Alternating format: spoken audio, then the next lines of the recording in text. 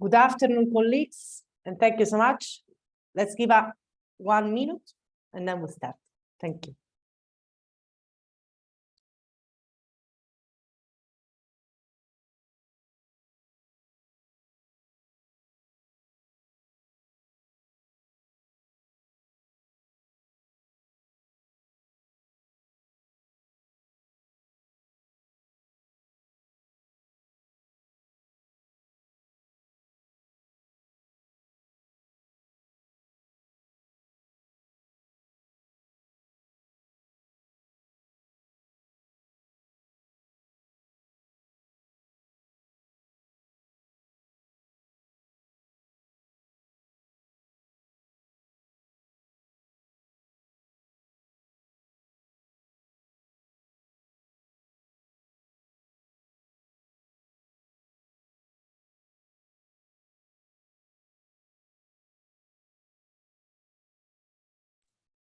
And good afternoon again. And welcome to the second webinar on the impact of COVID-19 on migrants as part of the joint webinar series between IOM and MMC. Next slide, please. And as mentioned, this is the second webinar. The first one was about the joint study between IOM and MMC on relationship in transit between host communities and migrants along the Eastern Corridor. Today, the talk, and I will soon walk you through the agenda of today's webinar about the impact of COVID-19 on migrants. And then, as you can see, the next one, that is at the beginning of May, we focus on economic and social remittances, while the fourth and last one will be about the impact of the drought on mobility and migration dynamics in the Horn of Africa, and therefore on the climate and migration nexus. Thank you. Next. So, as mentioned, I'd like to walk you quickly through the agenda. There will be a short introduction that will be followed by quick remarks on the research methodology and an overview of the migration corridors affecting this region. This will be followed by the key presentation of the key findings of the report that was released last year about the impact of COVID-19 on 5 communities of high immigration in Ethiopia as part of our route-based research project. And then this will be followed by reflection on the impact of COVID-19 on migration governance, on migrants and their health. And finally, we will conclude with the session on question and answer. We would invite you to, as a housekeeping rules, to please use the respective chat for comments, question and answer, and we'll make sure to address all of them in the final session, while all the videos and audio at the moment are temporarily not functioning, and so please use the chat. As a speaker, my name is Laura Nistri. I'm the Regional Data Hub Coordinator for IOM Regional Office in the Eastern Horn of Africa, based in Nairobi, and each speaker will be presenting themselves again, but the research findings will be presented by Naomi Barnett, Regional Data Hub Analyst, and remarks on the impact of COVID-19 on migrants' health and migration governance will be delivered by Professor Joe Vieri, Associate Professor and Director of the African Center for Migration and Society at Wits University in South Africa. Next slide, please. So you will see, even during the presentation of Naomi about this research, and overall in this region, we conventionally classify the migration corridor in 3 main extra-regional routes. The most relevant by volumes and dynamics is by far the Eastern Corridor, the one that goes to the Horn from the Arabic Peninsula and largely to the Kingdom of Saudi Arabia, followed by the southern route that goes again from the Horn largely and mostly down to South Africa, and then the northern route that from this region goes to North Africa and eventually onward to Europe. A very important statement that should be made in opening up this discussion, it is that based on our flow monitoring data as of 2022, we can confidentially, or anyway, we can say that mobility has resumed. Throughout 2022, we have tracked nearly 1 million migrant movements along the same network of points. And so if you can see in the map and in the related tables, the impact that will be further discussed later on during the research findings, that was so-called, was identified as the impact of COVID-19 in terms of the mobility restriction, in terms of reducing the flows, in terms of stranded population, and all the other impact that the pandemic had in terms of reshaping the migration landscape and trends. We can say that this is no longer present. We have observed a significant increase of all the trends across the various corridors. And in particular, not only the Eastern Corridor is up to the previous level, but also significant flows within the region. And this is mainly related to the ongoing drought, and this will be further discussed in the last webinar of this series. Next slide, please. Before passing the floor to Naomi, I would like just give a few remarks super quick on the methodology of the research that is on the briefing paper that is going to be discussed today. This study is very relevant now, the period of this exercise, because these data were collected in the first half of 2021. It's the third phase of our root research project, but most importantly, being the first half of 2021, we were in the second or third COVID wave for a different classification. But the point is that we will see that is reflected in the observation of the various key informants and the findings. Data was collected in 5 communities of high migration in Ethiopia, across 4 regions, and so mostly SNPNS, the Southern National Population region, that was mainly relevant for migration along the Southern Corridor, while the other 4 communities are relevant mostly for the Eastern Corridor migration. And in particular, you will hear several findings related to Rayakob, because Rayakob is in Amara that has presented very interesting results or impact of COVID-19, both in the communities and in the migrants' families. Mixed method, so both quantitative and qualitative across the various community, and the themes that were investigated were then those who have been informing the various briefing papers that were released as part of this research series.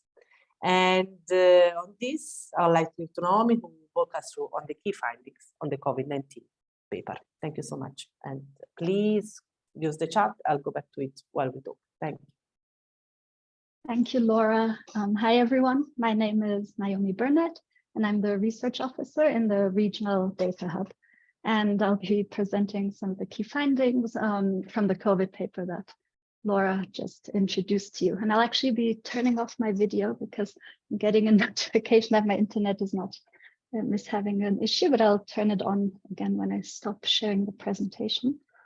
Okay.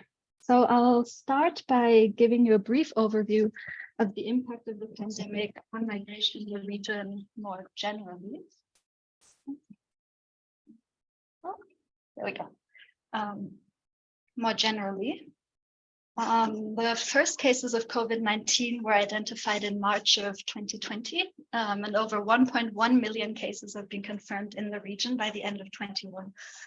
That's the year the data for this research was collected.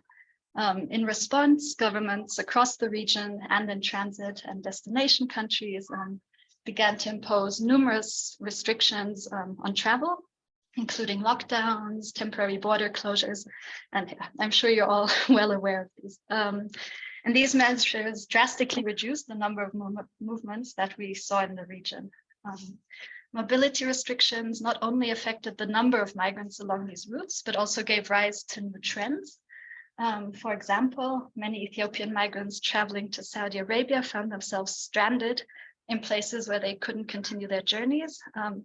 and flows became increasingly bidirectional. In addition to border closures, migrants also faced new challenges with host communities. And I think, I'm not sure if how many of you attended the last webinar, but I guess you would have learned more about that then. But just, migrants were stigmatized as carriers of the virus. And communities along the route were struggling under the social and economic pressures of the pandemic, which also affected their capacity to support migrants. Some migrants experienced greater difficulty securing employment along the route, which is a key strategy for financing migration, especially for migrants who get stranded or face kind of having to pay additional payments that they weren't anticipating.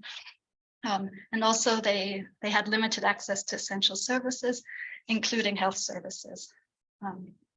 At the end of 2020, almost 3,000 migrants were stranded in the Horn of Africa, and over 30,000 were stranded in Yemen. Another trend that was observed during the pandemic was that of reverse movements along the eastern route, mostly of migrants who had stranded in Yemen and were trying to return to the Horn.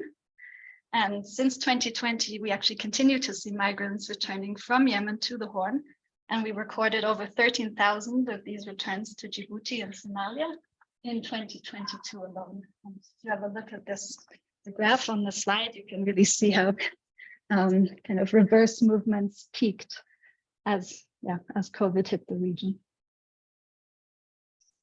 I'd like to show you the impact of COVID-19 along the eastern route in particular, as 4 out of the 5 communities in the study are communities that primarily migrate east.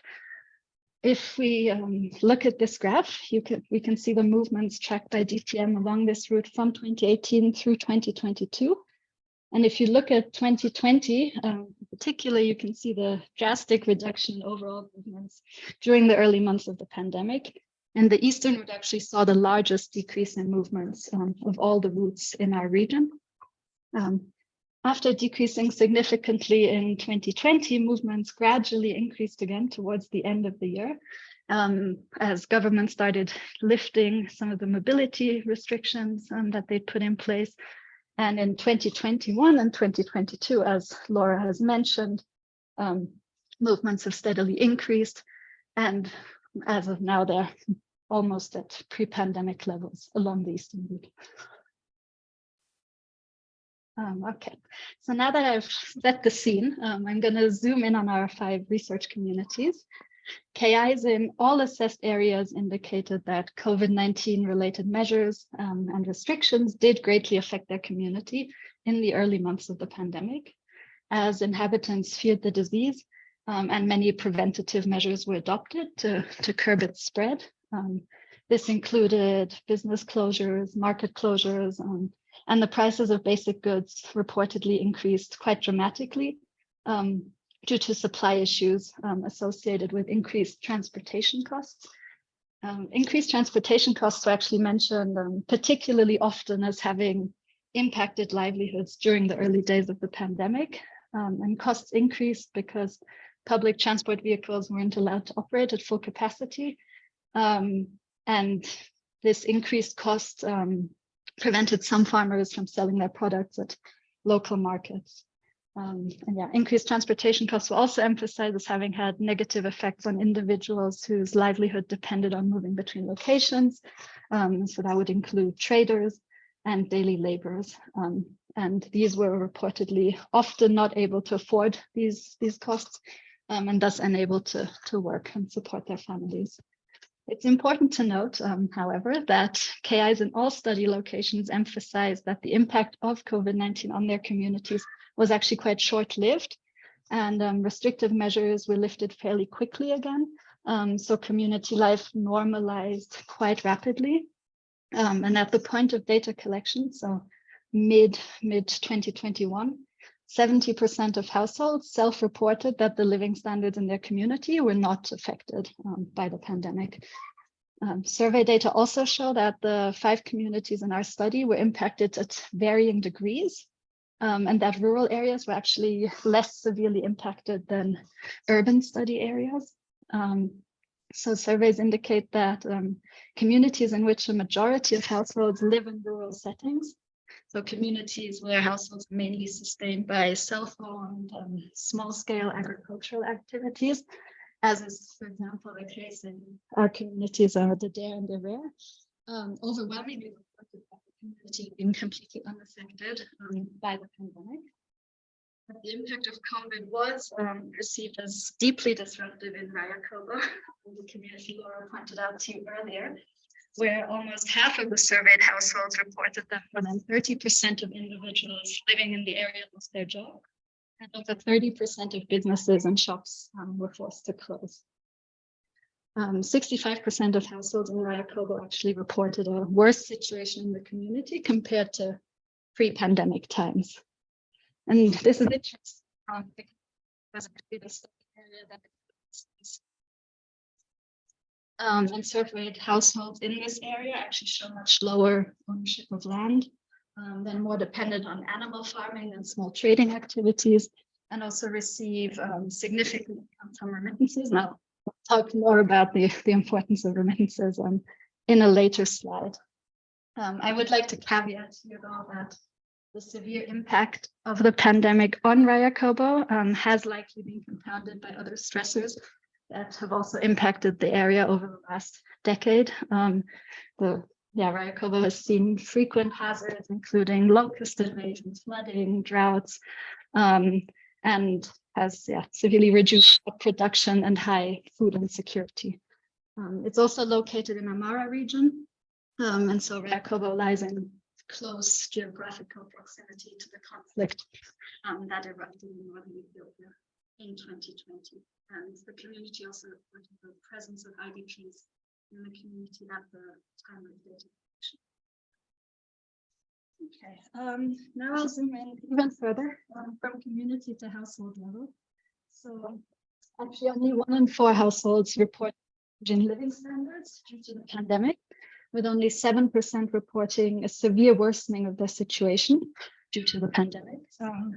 We analyzed demographic and socioeconomic data of surveyed households to better understand what factors make some households more impacted by the pandemic than others.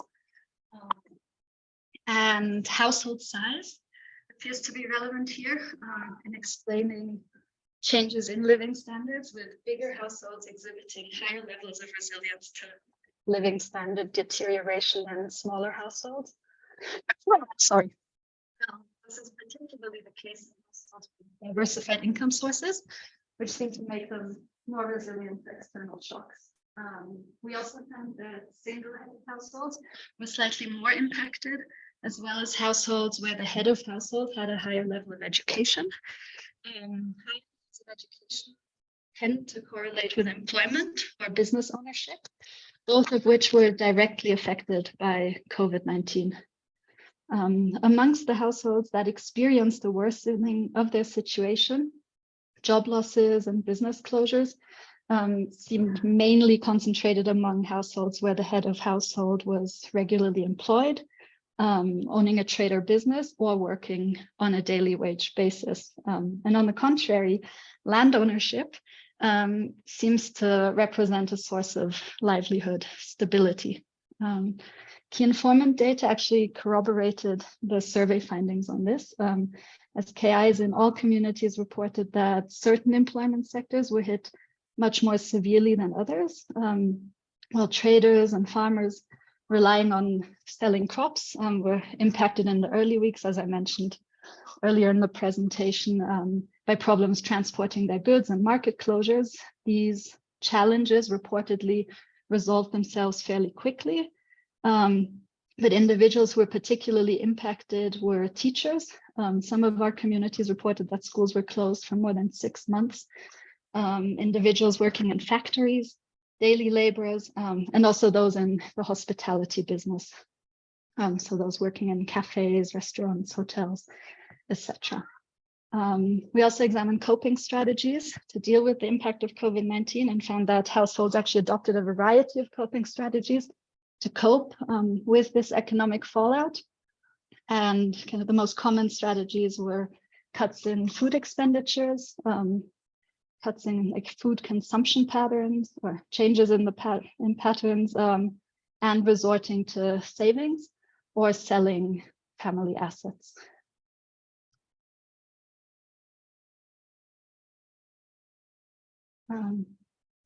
We also compared data from surveyed migrant and non-migrant households to assess whether migrant households were more or less resilient to the shocks of the pandemic. Interestingly, the two communities with the highest migration rates, that would be Misha and Rayakobo, also had the largest share of households reporting worsening livelihood situations. And that's over half of the households in Rayakobo and around 1 in 3 interviewed in Misha. The economic downturn, lockdowns, business closures triggered by the pandemic resulted in many migrants abroad, especially in Saudi Arabia, which is a key destination along the eastern route, losing their jobs, and also having for those who are having difficulties finding jobs. And there were many reports of job losses, pay cuts, non-payment of wages, and yeah, in countries like Saudi Arabia. And this really challenged migrants' ability to support themselves and also to send remittances back home. And our survey data show that the deterioration in living standards in many of these migrant households probably lies in the negative effect of a reduction in remittance flows to these households. As almost 3/4 of households receiving no remittances or receiving them rarely or very rarely reported that their living standards had been unaffected by the pandemic, but households receiving remittances sometimes or regularly were much more likely to report that COVID-19 had worsened their situation. And a decline in remittances is also probably a key factor in explaining why Rayakobo seems to have been much more adversely impacted by COVID-19 than other areas in the study. As in Rayakobo, the data shows that remittances play a very large role as a livelihood strategy, both in terms of frequency with which they're received, but also in terms of the importance that households attach to them. Almost half of the migrant households reported frequently receiving remittances, compared to an average of 1 in 4 if we look at all 5 communities. And data on remittance usage, I think also helps to further explain why decreased remittance flows impact livelihoods so severely, because we found that in over 85% of households, remittances are used, exclusively or not, to finance the everyday living costs of the household. So we're talking food, clothes, medicine, fuel. So they're very important for kind of basic daily living expenses.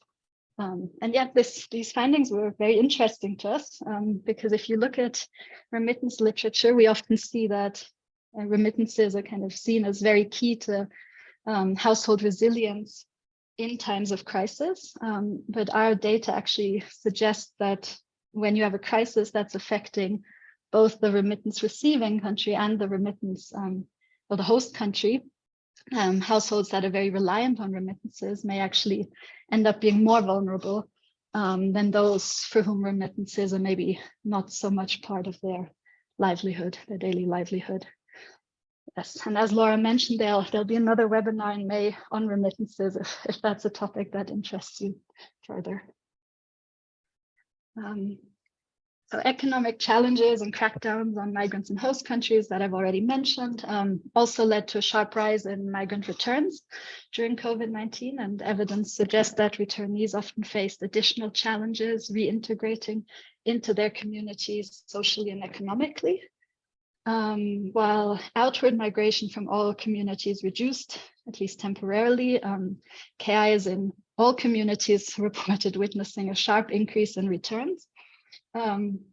Returns increased for several reasons, including crackdowns, deportations from destination countries, increasingly difficult journeys, migrants that got stranded in transit, and as I mentioned earlier, some chose to return home.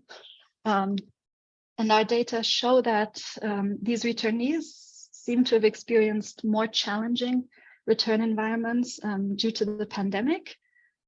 KI suggested that, especially at the start of the pandemic, communities and migrant families were concerned about returnees carrying the virus into their communities, and in some cases refused to interact with them. KI has also reported, though, that as the initial fear of the disease subsided and as communities became more accustomed to COVID-19, returnees mostly stopped being stigmatized. Returnees in focus group discussions emphasized that COVID-19 had posed challenges to the economic reintegration due to increased living costs and the bad economic situation and challenges finding employment. And given that most returnees who returned during COVID did so without bringing back money to reestablish themselves, often after having experienced very horrific journeys and circumstances while they were stranded or detained, COVID-19 has definitely amplified what was already a very challenging return environment. And if you'd like to learn more about return and reintegration, you can take a look at the returnee paper from the same research series, which also looks at, draws on the data from these 5 communities. So despite all the challenges posed to migrants due to the pandemic, our data show that the desire to migrate generally didn't decrease. Travel restriction, border closures, increased journey costs, migrant job losses, stories of migrants stranding in transit were all known to our respondents. And reportedly did lead to some individuals reconsidering or postponing their migration. And as we saw in the data, there was definitely an initial reduction in outward movements, especially at the start of the pandemic. But if we look at especially the data from focus group discussions with would-be migrants, although they were very aware of all the additional risks of migration during the pandemic, they all reported pretty much unanimously that their desire to migrate had largely been unaffected, as the migration drivers, such as high youth unemployment and the desire to improve their living standard, remained unchanged, or had actually even worsened due to the pandemic and the economic fallout associated with it. Would-be migrants also commonly suggested that they didn't fear the risks associated with COVID-19 any more than other migration-related risks, and that other risks that they're willing to take on, such as detention, deportation, and even death.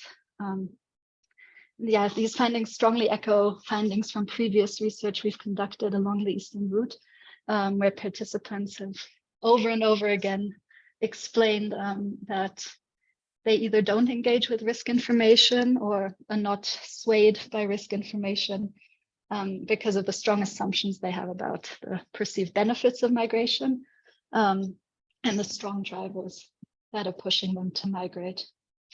And now it's been almost 2 years since this data was collected, and our data on movements along these routes do support the finding that journeys were postponed rather than cancelled.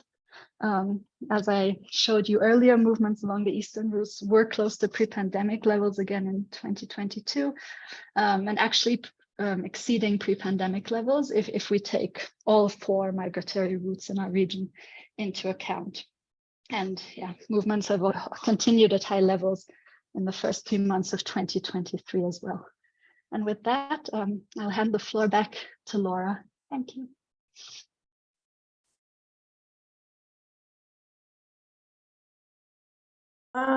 Thank you so much, Naomi, for this. Let me reconnect. Cool. So this is the various publication as part of our route research project. Some of them, just 4 of them, just relevant to the Eastern Corridor. 4 of them are relevant for the Eastern and the Southern Corridor, and 1 on the Southern route only. I am miss 1, but that doesn't matter. All of them are available on our website, and you can see the link or just look for Regional Data Hub, IOM, Eastern Horn of Africa. And on this, I would like to invite Professor Joe Vieri to provide some remarks about the impact of migration governance on the health of migrants during COVID-19. Thank you so much for your time. Thank you. Thank you. Thank you so much for the invitation. And thank you, Naomi, for sharing an overview of what I think is a really important report. I've had the opportunity to read it, and just to say a big congratulations on undertaking important research like this within the context of a pandemic. I know that's not easy, and I think that we are aware that we need as much data as possible around experiences and the impacts post the major pandemic to really understand how we can better respond to future pandemics. And I think that this is really key. As you likely know, countries have pandemic preparedness plans, which during COVID were shown to be very clearly un-migrant sensitive. So we saw that many programs and responses didn't think about the movement of people, which is quite ironic given that these pandemic preparedness plans are specifically designed to look at issues around movements and borders. So I just wanted to flag that, and I think that, you know, I'm a researcher firstly, but I'm involved in lots of different policy processes, and I think that the importance of this kind of evidence can't be overemphasized. And even though it might feel like this is a couple of years ago, it's as relevant today as it was 2 years ago, and will remain relevant for the coming few years. What I wanted to quickly do was just share a few reflections on the bigger sort of context around where the report is situated, and then just to share a few findings from work we've done looking at migration governance responses during the COVID pandemic, and how the work that we've undertaken, I think, speaks very well to the much more in-depth work that colleagues at IOM and MMC have undertaken. I think what is really important is recognizing the ways in which the pandemic has highlighted how the management of migration and how sovereignty, so thinking about the role of the nation state and the power that nations have themselves as individuals, can undermine attempts at building regional and coordinated responses to migration and health. And this really has impacts at the very local level, but also impacts at regional levels, continental levels, and beyond. The second concern around this is that we've seen increasing evidence that the pandemic, when we think about migration governance, provided opportunities for nation states to legitimize some of the ways in which they're increasingly restricting the movement of people over national borders. So we saw that using COVID and using global health security approaches, which are about the ways in which we might contain and respond to a pandemic, we saw that countries that previously were already looking to try and restrict movement and were creating increasingly difficult and increasingly tense immigration policies, we saw that this in a way fueled those agendas. So we need to really think carefully about how we can use the evidence that we're generating, both during the pandemic and after the pandemic, but importantly in conversation with an existing body of research that talks about some of these concerns and the ways that global health security agendas, which are in place to assist us and to help keep people healthy, can be applied incorrectly. And I think it's really key that we recognize that. We need to also have a kind of recognition of the ways in which these different governance approaches, when we're thinking about health more broadly, intersect. So remembering in this, we have global health or public health, thinking about the health of populations more broadly. We have issues around obviously immigration, issues that are linked to the global health security agenda, which itself isn't very clearly defined. And really how the politics and the political sense at the time is going to mediate between those different governance frameworks, and really thinking about the ways that governance taking place in the region would obviously, and the report is very clear about this, the ways in which it amplifies the challenges that are already at risk people moving might face.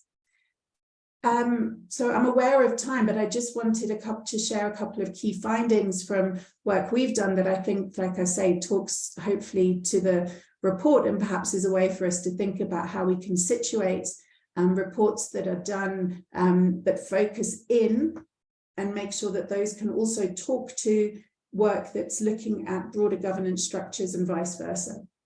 So we did work with the African Commission, and looking at regions across the continent, saw very clearly that migration governance responses to COVID mirrored existing approaches to the management of population movement. And we saw that both within regional levels and at country levels. Initial governance responses to COVID, as you mentioned in the work with the report, it was about the closure of borders and the management of the movement of goods and services across borders. And we saw that preparedness plans, as I said, tend to exclude migration and migrant populations. But what is important is recognizing that border crossings were made feasible for the movement of goods and services before they were for the movement of people. And I think we need to think about what that means in the bigger political agenda. We saw that deportations and assisted returns to countries of origin continued, whilst refugee protection mechanisms such as third country relocation programs run by UNHCR, for example, were stalled. And again, I think that's also something important to think about the ways in which during a pandemic, what forms of movement are facilitated and enabled to continue versus those that are stalled and put on pause. We saw that xenophobia and anti-foreigner sentiments were exacerbated. And I think it's really interesting from the report, hearing what that meant for returning migrants, the so-called those that maybe struggled or were considered unsuccessful, and the stigma around them and their success or lack thereof during their travels, but also this idea of COVID being linked to movement. So I think it's important we recognize the importance of understanding original sending communities when thinking about return and stigma. We did, it's not all negative. There's a few important ways that we, with governance actors across the continent, identified some good practice and important examples of ways to think about improving experiences for different migrant groups in the context of a pandemic. And we saw some innovative mechanisms, and I think that those could be put in place to support people on the move in a more permanent basis. So some of the sort of emergency and local level responses actually have a great potential for longer term implementation, and it would be good to go back and see if and how these have continued. For example, in Ethiopia, UNHCR developed a refugee helpline and remote registration mechanisms for asylum seekers. In Mauritius, there was remote training and assistance that was given to refugees by phone. We know that there's been ways in which research processes have been adapted, changing the way we collect data, the kind of data collected, undertaking specific and smaller projects or embedding research around the pandemic into pre-existing projects. And here, one of the good examples we saw was work in the Horn of Africa by the Mixed Migration Center. And I think that really we can see that this is an example of that kind of work. And finally, preparing for vaccine rollout with refugees was a priority in Rwanda, for example. So how do we make sure that early planning and preparation around response plans more broadly, around pandemic preparedness plans, but also linked to other aspects of that we learn from what happened over the past few years and look at how we can use that insight moving forward. So thank you. Sorry if I went on a bit long, but I really appreciate the opportunity, and I can share this report if it's of interest. I can share the link in the text box. So thank you. Professor Joe, thank you so much. They were very, very relevant reflections. Please do share. So you have already the opportunity to visit your website and the one of your University of Wits in South Africa related to the work and research, different dialogue that you've been conducting related to the impact of COVID-19 on migrant and mobility. At this point, I would also take this opportunity to share some reflection as I've been based the Regional Data Hub, and all of us have been really researching or collecting evidence of the impact of COVID-19 across all our data sources. So as was already mentioned in some of the slides, not only we have all, the migration along the corridors, but at the same time, we also collect data about forced return, largely from Saudi Arabia back to Ethiopia, as well as migrant accessing the Migrant Response Center and different types of migrant-related data. And the narrative, and that was stunning how, as all other speakers mentioned, at one point, we saw this decline across all the various mobility trends, but it never stopped. And so exactly, I know that there's been reflection being made across different fora on how anyway the closure of border, because that will happen, and the better sealing of border, because here in Africa, many borders anyway, they're quite porous anyway. So the better patrolling of border anyway, what mostly led, it is to a reduction, but more risky and more dangerous and more expensive type of journey. So all that is the network migration and the contact between origin and destination, that continue. But then as well as mentioned, there was the impact on all the impact on remittances, and therefore how, particularly in Ethiopia, that is the largest migrant group by far on the move in this region, how many of these communities, and mostly those more urban, the rural, as well as mostly those where migration, there is a real culture of migration. It's much more intrinsic or present in these communities. Some of the households that we have been interviewed in the studies, they have multiple migrants migrating. So, it's just really something very much part of the livelihood strategy or mechanism. So all of that, of course, was the COVID, obviously, generated some major shocks in all their well-being and then life living condition. But then, exactly, as it was important, as our findings were collected in 2021, already some of the initial shocks were overtaken. There was already some social and community reflections around it, and some aspect of the migration processes have already resumed until last year. As I mentioned at the beginning, in 2022, we went back to the previous situation. Also, I would like,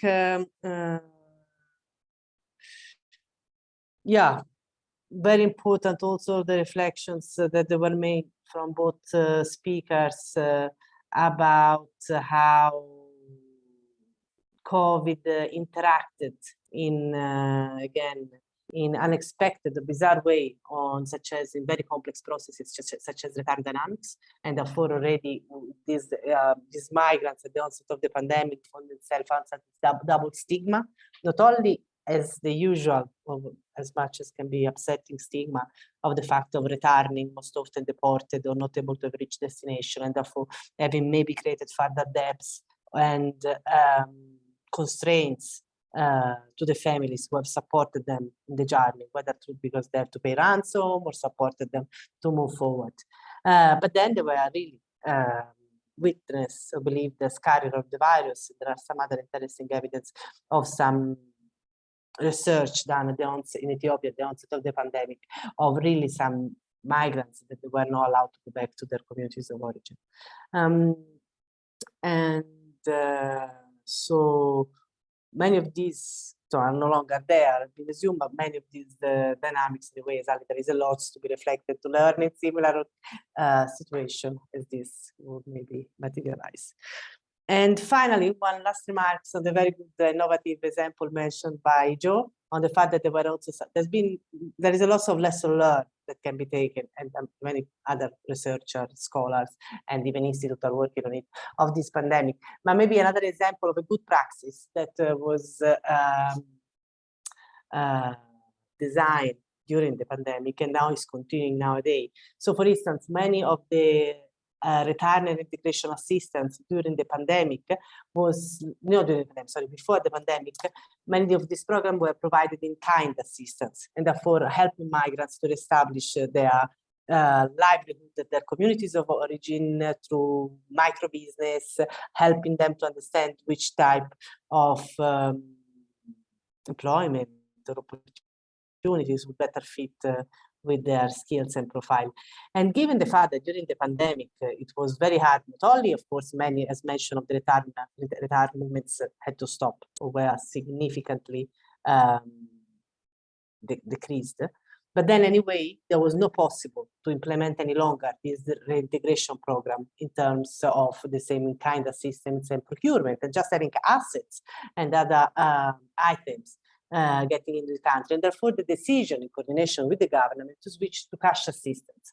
Cash assistance first as an initial measure to be able to provide some initial resources during the pandemic, given the, of course, but then later on, also as a replacement in some instances of in-kind assistance as a way in order, to, again, let's support the migrants to resettle in and to find again, a foot in their community.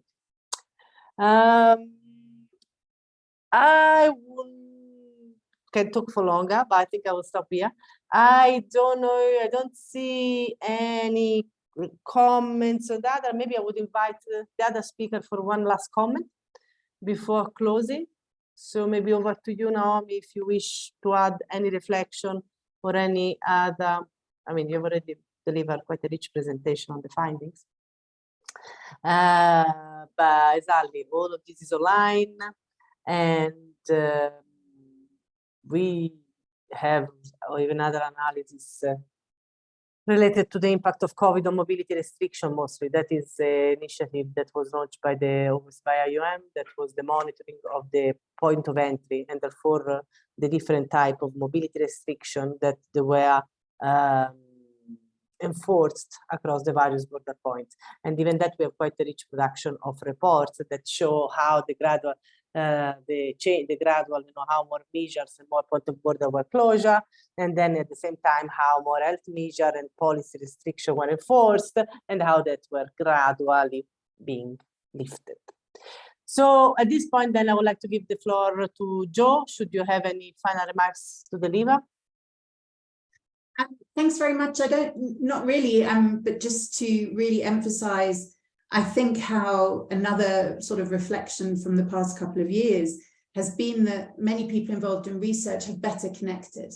And I think we've started seeing some important sort of linkages between projects happening at different points on the continent, but also looking at what's happening in the MENA region and into particularly into the southern Mediterranean.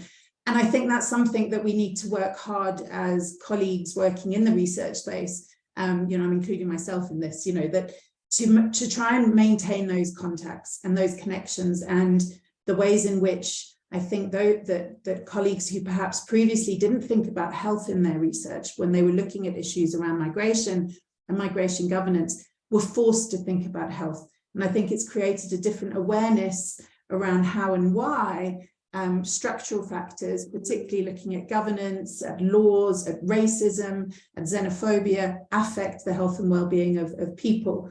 So I think that's something that's quite positive that we should take away from the last few years. But thank you very much.